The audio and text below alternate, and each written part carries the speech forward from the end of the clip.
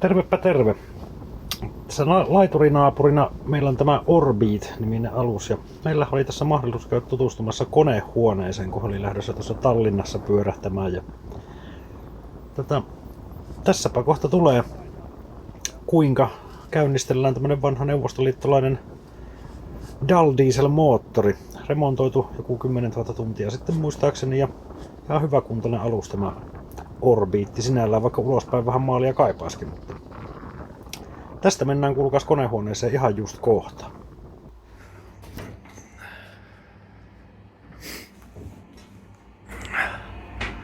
Ja se on sillä päivätankki. Niin, tässä nyt kun mä painan täältä polkasen, niin se näyttää tästä vasemmalta puolelta, niin Setlinki-tankissa on nyt vajaa 1000 litraa. Joo.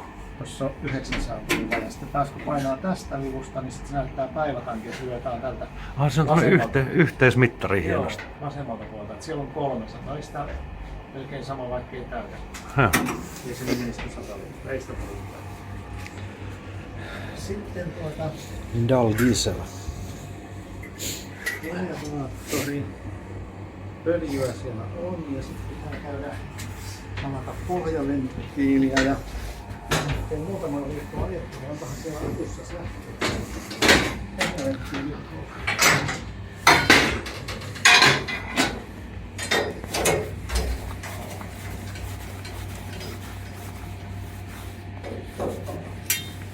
Hieno kampi.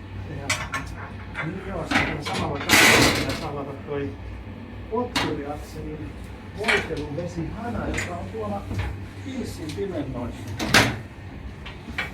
Tuolla jossain on semmonen, tämäkin on vähän se, että mihin kohti sä meet, että et sä varjostas sitä. Ja sitä nyt näin voi tapahtua.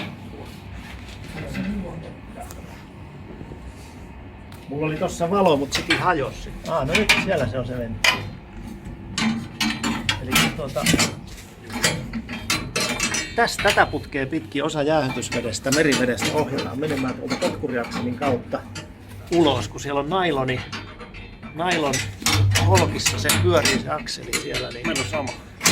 uritettu nailonholkki siellä. Niin. Meillä on ihan sama systeemi. Ja sitten talinarimuksia on. Joo. Taas tää sitten. Tähän mä tein meillä sen entisessä paatissani Brykalta sähköisen laukaisun tähän näin. Joo, tässä oli vaijeri ja sitten se meni tuonne, että vauhtipyörästä olisi tullut tappi ulos ja laukaissut sen, jos se menee ylikierrokselle. Siellä oli sellainen automatiikka, mutta me ollaan purettu se pois. Joo. Apukoneesta päälle. Niin siellä on virtakytkimet siellä. Joo. Koska jotta saadaan paineilmaa, niin pitää apukone panna käyntiin, koska sähköllä kompressori ei just näin. Toimia. Saa nähdä, lähteekö se valmistumat sitten käyntiin. Saa nähdä. Niin kato, kun asut justi, että missä kunnossa. Paljon tänne ei tarvitse pyörähtää, niin se saattaa startata. Tää on ihan avaimesta. Avaimesta tuli. Hieno. Se on nyt pyöräkäynnillä, niin vivusta täällä. Meillä on melua tässä sen verran sitten, että mä rupean spiikkaa tähän päälle tätä. Ja tässä tosiaan apukone valmetti. 3-pyttyinen laitettiin käyntiin, mikä tekee sähköä sitten paineilmakompressorille, koska Dal Dieselikin on myös paineilmakäynnisteinen moottori. Ja nyt me vaihdetaan siis maasähköstä laivasähköön tässä kohti. Eli maasähkökytkin käännetään tuolta off-asentoon, tulee pimeitä hetkeksi ja siitä sitten päälle toi valmetin tuottama sähkö. Tossa pyörii toi yksi mittari, se on toi taajuuden synkronointi, mutta tässä nyt ei synkronoitu, vaan vettiin suoraan tämmöisellä lyhyellä katkoksella tossa toi. Sen pystyy tosiaan kääntämään niin maasähköön, niin ettei tule katkosta ollenkaan. Tuo valmettihan ei ole alkuperäinen, vaan se on uusittu jossain vaiheessa tuohon noin. Ja nyt sitten avataan paineilmapullon täyttöventtiili tuolta. Tuosta noin, sillä lienee jonkin verran on jäännös ilmaa tuossa noin, mutta se aina saattaa vuotaa. Tuosta käynnistyi paineilmakompressori, joka on tuolla takana. Se on erinäköinen kuin meidän aluksessa. Tuossa on tämmönen aika napakan näköinen paketti. Koska on tossa 4 kilowattinen toi sähkömoottori. Niin se lopsuttaa paineilmaa. Siinä on automaattinen pysäytin, kun se menee tuonne 30 baariin, tosta noin se pysäyttää itsensä sitten siihen.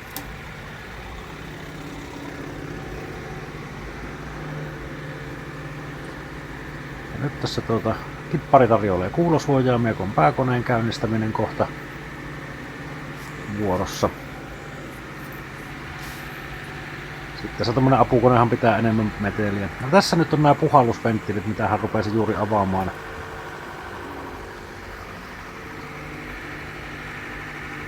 Ja koneen päältä nuo puhallusventtiilit auki. On tommoset kiristysboksit, mitkä voi löysätä, niin se tulee ilman tämmöstä kahvaakin tosta. Noin. Ja puhallusventtiilien tarkoitus on se, että sitä pyöräytään konetta taas ilman polttoainesyöttöä hieman siitä niin näkee, että onko sinne tullut, ettei ole vaan vuotanut mitään männän päälle. Ja tässä on nyt tää öljyn paineennosto, tai se oikeastaan paineennosto, vaan tää voitelu, jotta öljyä on joka paikassa konetta. Tässäkin käsipumpulla, monissahan on sähköinen pumppu uudemmissa vehkeissä. Tämä moottorihan on muistaakseni 36-litrainen ja 6-sylinterinen suora diiseli turbolla ja välijäähyttimellä. Moottorin mittaristo on tuossa koneen kylässä. Rakennettu Habarovskissa ihan Itä-Venäjällä, lähellä Japania ja Kiinaa siellä.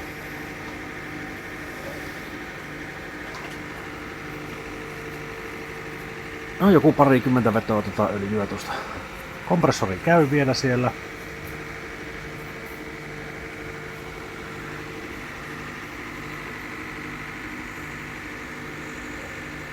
Sitten alkaa toi käsin pyörittäminen tosta, kun puolusventtiilit on auki, niin tää oikeastaan pyörittää jalalla tommosella aika vähän lyhyt on tuo tankomilla vauhtipyörästä.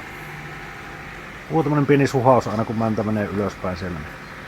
Tää menee hetken aikaa tässä kun sitä pyörittelee. Itse tein meidän entisessä aluksessa oli tää sama moottori. No siinä on puhallusventtiili just tuossa ihan.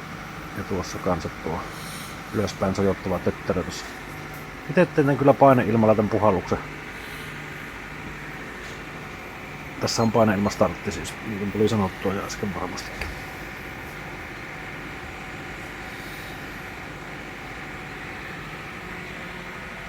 Onko tää pari kierrosta pyörittää sitä?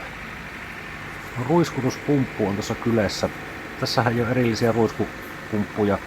No periaatteessa on joo, se on tuossa tämmönen paketti tuossa kylässä, on tuo ruiskupumppu ja siellähän nyt on joka sylinterille oma pumppunsa, mutta se on niin kuin hieman erilainen kuin tuossa saksalaisessa suunnilleen sama koko luokkaa olevassa koneessa.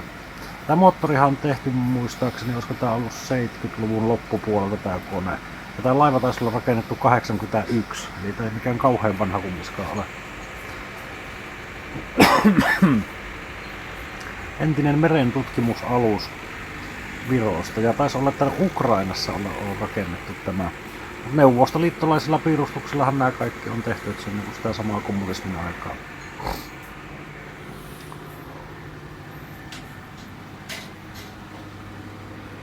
Se näkyy tää konehuonetta sieltä täältä ja nyt se on puhallettu, eli pyöräytetty muutama kierros, hanat kiinni. Nuo keltaiset, mitkä on tuossa rivissä, ne on pakokaasulämpömittarit. Siitä näkee juuri miten mikäkin sylinteri sitten palaa. Tässähän ei ole avointa venttiilikoneistoa, kuten tuossa meidän, mikä oli tuossa edellisessä videossa, niin tässä on venttiilikoneisto koppien alla piilossa. Tätä ei tarvitse voidella niin kuin parin tunnin välein.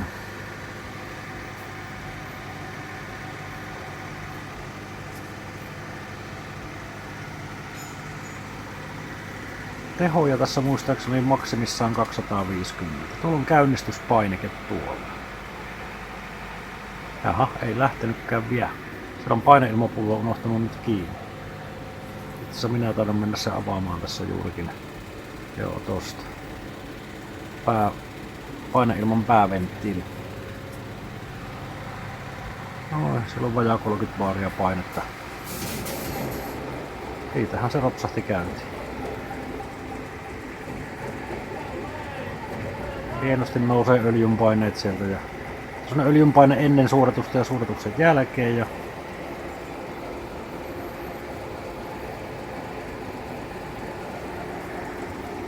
tää konehan oli lämmin, siis tässä on lämmitys ollut päällä koko ajan, se on joku noin 40 asteinen varmaan olikin. Tossa, että se on niinku ihan oikein oppisti tää homma tehty. Tuolla on taustalla öljykattila tuolla, tuo punainen, niin se pitää lämpöisenä laivan ja ton koneen. Ja tässä on pakokaasun lämpömittarita, katsellaan siinä ja ei nyt vielä näytä mitään lukemia noin tossa. Toi käy nätisti kyllä toi. Sen pien vinkuminen kuuluu tuolta, mutta se johtuu tuosta vauhtipyörässä on kumiset, semmoset kumivaimentimet sillä tuohon kytkimelle, niin sillä vähän kitisee.